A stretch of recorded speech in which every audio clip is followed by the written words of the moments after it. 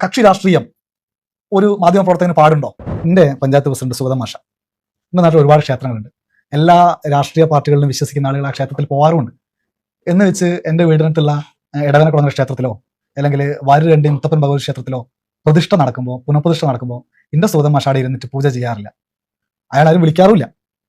അയാൾക്ക് രാഷ്ട്രീയമുണ്ട്, അയാളെ തൊഴിലുണ്ട്, അയാൾ ആ കാര്യം ചെയ്ത് ജനസേവനം നടത്തി പോകുന്നുണ്ട്.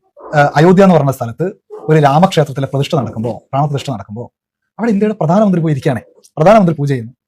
ഇത് മറ്റെപ്പോഴെങ്കിലും ആരെങ്കിലും കണ്ടിട്ടുണ്ടോ? പക്ക രാഷ്ട്രീയമാണ്. RSS എന്ന് പറഞ്ഞിട്ടുള്ള ഒരു സംഘടനയുടെ പലപ്പോഴും രാജ്യത്ത് നിരോധിക്കപ്പെട്ട, രാജ്യത്തിന്റെ പല കുഴപ്പങ്ങളിലും പ്രതിസ്ഥാനത്ത് നിർത്തപ്പെട്ടിട്ടുള്ള ഒരു സംഘടനയുടെ ഏറ്റവും ഉന്നത സ്ഥാനത്തിരിക്കുന്ന ആൾ, ആ ക്ഷേത്രം വരുന്ന സംസ്ഥാനത്തിന്റെ മുഖ്യമന്ത്രി, ഈ രാജ്യത്തിന്റെ പ്രധാനമന്ത്രി എന്നിവർ ചേർന്ന് ഒരു സ്ഥലത്ത് പ്രാണപ്രതിഷ്ഠ നടത്തുന്നു.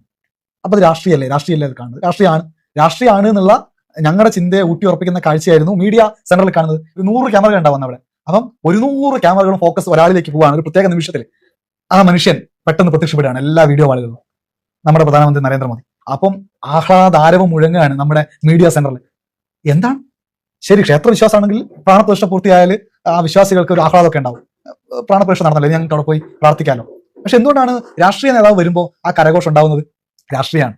അപ്പൊ അത്രയധികം കക്ഷി രാഷ്ട്രീയം ഒരു മാധ്യമപ്രവർത്തകന് പാടുണ്ടോ? അപ്പൊ ഒരു വിഭാഗം പറയും പാടുണ്ട്. അപ്പൊ ആ കക്ഷി രാഷ്ട്രീയത്തിന്റെ കൂടെ നിൽക്കുന്ന ആളുകൾ, രാജ്യത്തിന്റെ കൂടെ നിൽക്കുന്ന ആളുകൾ, അതിലെ ശരികേടുകൾ വിളിച്ച് പറയുന്ന ആളുകൾ ഒരുപക്ഷെ അർബൻ നക്സലോ അതല്ലെങ്കിൽ കുഴപ്പക്കാരോ ഒക്കെ വിളിച്ച് അവരെ കളിയാക്കും. അപ്പൊ നമ്മൾ എന്ത് ചെയ്യണം? എന്ത് വേണമെങ്കിലും വിളിച്ചോട്ടെ, നമ്മൾ കാണുന്ന ശരികളെ പറ്റി പറയണം.